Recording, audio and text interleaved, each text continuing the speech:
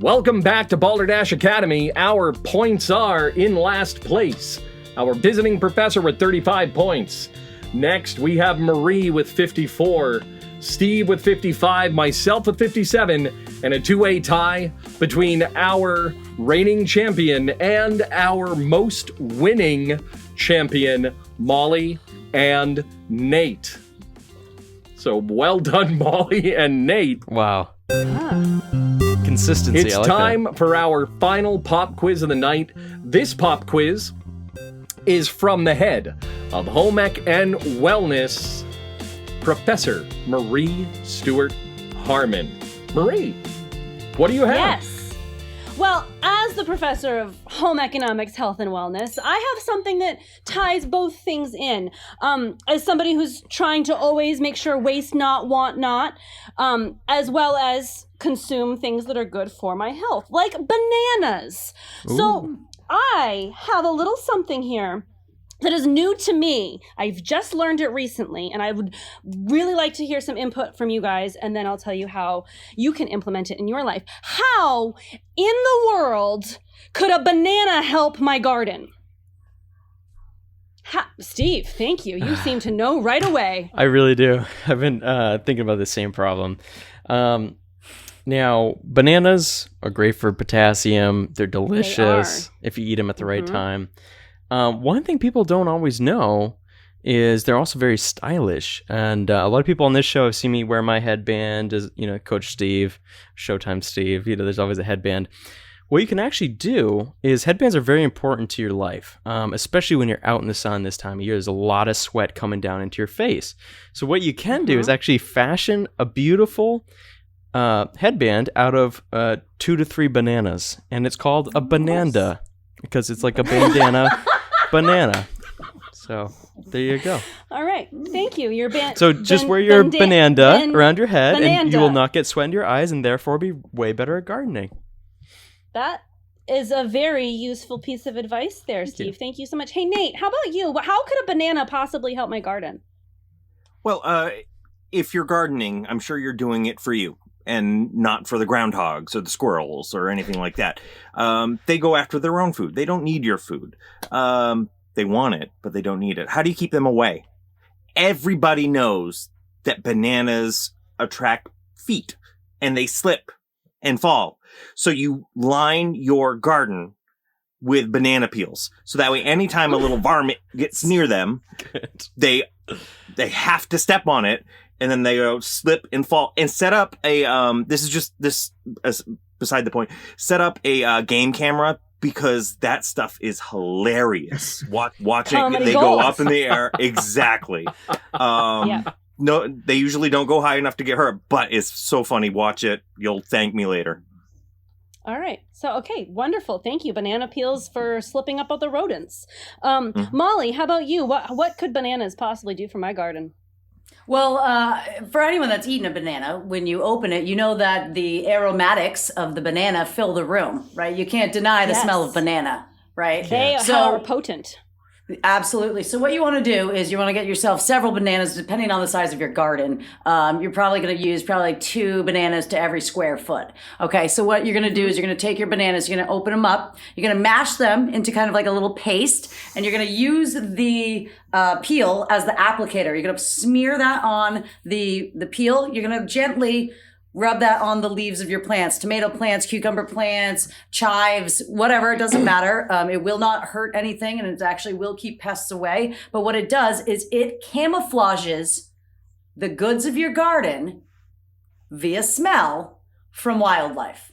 So they will just be walking on their merry way, walk by, and they'll be like, whoa, who's eating a banana? Definitely doesn't smell like cabbage to me. I'm outie. Camouflage. All right. Banana camouflage. Yeah. Banana flage. All right. Banana flage. That's pretty good too, Molly. Banana wow. flage. Banana flage. Headmaster Wow. Bob, do you have any like that. suggestions on why one would need a banana in their garden? Yeah, I do. Bananas are unique for a couple of different reasons. All bananas that we see in the stores are clones of a single plant. The bananas are the world's largest berry. Those two things combined make them perfect for gardens, simply because bananas, the berry, are self-cloning. If you were to bury a banana in your garden, what happens is these bananas will eventually clone themselves. And as they do, they begin to rot, leaching nutrients and potassium and phosphates into the soil. With the right application of self-cloning banana berries, you could have a completely beautiful garden without any fertilizer needed. That is terribly interesting. Thank you, Bob. These are all really possibly helpful answers. But I would like to go to our guest faculty here for a moment. And do you have any feelings or points that you'd like to award for any of these fine answers? We've got Steve's Bananda, where he has fashioned several bananas to keep the sweat out of his face while he is gardening. We have Nate using the banana peels to slip up potential rodents. We have Molly, who is helping deter all creatures from her garden with the smell of the banana by rubbing the banana with its peel onto the plants. Yeah, you could do that. And then we've got business. Bob's self-cloning and potentially rotting bananas that are in the garden already. How would you score all of this? Gosh, I think those are all really amazing ideas. I think, though, that I'm going to have to give 13 points to Nate for the visual of the little animal slipping, and 14 points to Steve for Bananda. Ooh, okay. Oh, I'm right. sorry. I should have said Molly's banana flage again, because that was also quite clever. That was also fun. That is really good. Yeah. Thank you, professors. Some of you were a little bit on to something here. Not only are bananas really good for you to consume, but the peels are very, very helpful to your garden. I've learned this recently. A very good friend of mine, when she is done eating a banana, she cuts the peel up into very small pieces, like an inch wide perhaps, and you soak the peels in water for 3 days. At the end of the 3 days, you take the peels out, and that water is so full of potassium. You said potassium, Bob. And it is a nutrient-rich water at that point. And it helps plants grow stronger roots, and it distributes the nutrients over time better because of the way that it's basically an extra fast composting liquid. I'm going to go home and do this. I have been told you really should put a lid on it. Put a lid on it, and don't. It gets stinky. That's a stinky garden. Yeah. But it makes your plants grow stronger, bigger, brighter. It's like I've done a little bit of research on this now, and I can't wait to do it. Nate, did you have a question? Excuse me, Professor. Why would I want to make my garden stronger if I could just drink the water and become a superhuman myself? Ooh. I'd really like for you to report back on this next week, Nate. I would really like for you to drink some banana water and tell us how it goes. I will leave some in a glass and drink it on 3-day camera banana water. next week. All right. That'll be a bonus segment. Just 2 minutes of Nate drinking some banana sludge. All right. Our points heading in to technically correct. In last place, our visiting professors with 35 points. Next, we have Marie with 54. We have myself with 57, Steve with 69, Molly with 89, and Nate with 102 points. Wow, Nate. He did it Our again. next game is called Technically Correct. So, I will read a description of a movie that is technically correct. Our faculty members will come up with an answer as fast as possible. Andy and Genevra will award points based on the answers that they like best. Sound good? Everybody ready? Yeah! All right. Our first movie, a boy and girl discovers that the only way to win the game is not to play. Steve, what's your answer? The Hunger Games. The Hunger Games. Yeah. Nate, what do you got? Jumanji. Jumanji. Marie, what's your answer? I'm going with the Blue Lagoon. Blue. Blue Lagoon. Molly. Space Jam. Nice. Space Jam. All right, so we have Steve with the Hunger Games, Nate with Jumanji, Marie with Blue Lagoon, and Molly with Space Jam. The answer: a boy and girl discovers that the only way to win the game is not to play, describes War Games. It does describe the Hunger Games also. It does and also Blue Lagoon. And Jumanji. Yeah. They are Jumanji. technically correct, but the answer was War Games. Genevra and Andy, how would you like to score? I got to give 15 points to Marie for the Blue Lagoon. Yeah. All right. Nice. That's absolutely 15 to Marie. Our next question. Employees steal their boss's secrets and go on the run while accidentally kidnapping a young child. Based on the looks, I'll read it again. Employees steal their boss's secrets and go on the run while accidentally kidnapping a young child. Nate, what do you have? Leon the Professional. Leon the Professional. Marie. Pineapple Express. Pineapple. So we're basically just doing a best of right here, right? Yes, I know. Molly, what's your answer? Clerks. Clerks. And Steve.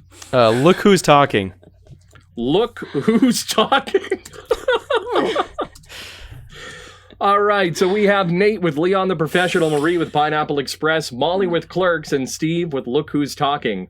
The answer of an employee who employees steal their boss's secrets and go on the run while accidentally kidnapping a young child describes Time Bandits. Oh, that's good. I like that. How would you like to score? Molly. What was Molly's answer? Clerks. Clerks. Classic. So, the start of the View Askew universe. Our next. A con man attempts to marry a child to escape prison. Marie, what's your answer? I got nice. Okay, Molly, what's your answer? Oh, brother, where art thou? Oh, bro. Steve, what do you got? Leon the Professional. Leon. That's too close to accurate. Nate. I'm going to go with the HBO film, The Art of the Deal. Ooh. Okay. And Marie, what do you got? You can do it. Other than a stroke. Con Air. Con Air. Con Air. Nice.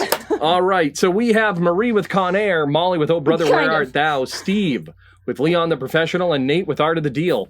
The answer of a con man who attempts to marry a child to escape prison describes Beetlejuice. That's Oh. fair. Yeah. Dang. Beetlejuice. I only So saw that how for the would you first like time, to like, 6 score? months ago. I got to go 15 points to Nate for Art of the Deal. Yeah. 15 points for Art of the That was a Deal, good the one. That only was a time good that's one. received praise. Our next statement. Fans find out their favorite reality show is fake. Marie, what do you have? Purge the election year. Ooh. All right, Molly. What's that movie called? Doing. Oh God, I can't remember what that movie's called. That's okay. We'll give you a break. Steve, no, what's your answer? I got one. I'm gonna go with Wayne's Okay. World. Wayne's World. Wayne's World. Steve, what do you have? The Truman Show. Truman Show. Ooh, Good answer. Yeah. And Nate? Death to Smoochie. Death to Smoochie. All right, so fans find out their favorite reality show is fake, describes Galaxy Quest. Yes. Oh. So we have Marie with Purge the Election, Molly with Wayne's World, Steve with The Truman Show, and Nate with Death to Smoochie. How would you like to score? I'm going to give 15 points to Marie for Purge. 15 points to Marie for Purge. That was our final technically correct. And now it's time for our moral. So, after listening to what we said tonight, after playing the games, after talking with our visiting professors, and after spending time with each other, the moral of tonight's program is very clear. If you're the first spouse, cause a ruckus, because if you don't, there's a chance you're going to be lost to history. Yes. Amen. So pick up pole dancing. It worked for me. Yeah. All right. So, our final points. In last place, we have our visiting professors with 35 points. Wow. Next, we have myself with 57, Steve with 69, Marie with 84, and we are down now to Molly and Nate. So which one did it? Did Molly hit her 4th time, or did Nate hit his 5th? Well, the answer is that Molly's points are 99, which means Nate, once again, for the 5th time in Balderdash Academy, is our winner with 117 points. Nice job, Nate. What can I say? We had great judges. Andy and Genevra, thank you for joining us tonight. You can find more about their upcoming projects in the links in the description, including websites, times. It should be all there, both in the video and in the podcast. Thank you for visiting us at Balderdash Academy. I've been your headmaster, Bob LeBlanc. Joining me has been coach of the Balderdash Academy Dashers, Steve Corning. We'll get them next time, guys. There we go. Our professor of STEAM, 5-time winner, reigning champion, Mr. Nate Green. We'll get him next time, guys. Professor of Home Ec and Wellness, Marie Stewart Harmon. I'll get you all as long as Nate drinks that banana water. And Professor of English Language Arts, Molly McGill.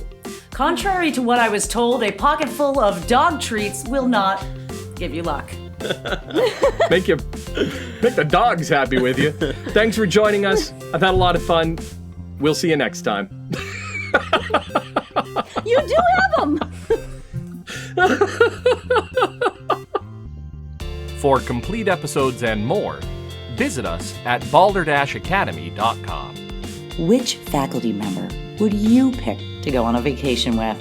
Study up on their vacationing in the next bonus of Balderdash Academy. Vote for your BA vacation buddy. Vote informed. Thank you for watching. Remember to like, subscribe, and hit that bell icon. You can find us on your favorite podcast service as Balderdash Academy.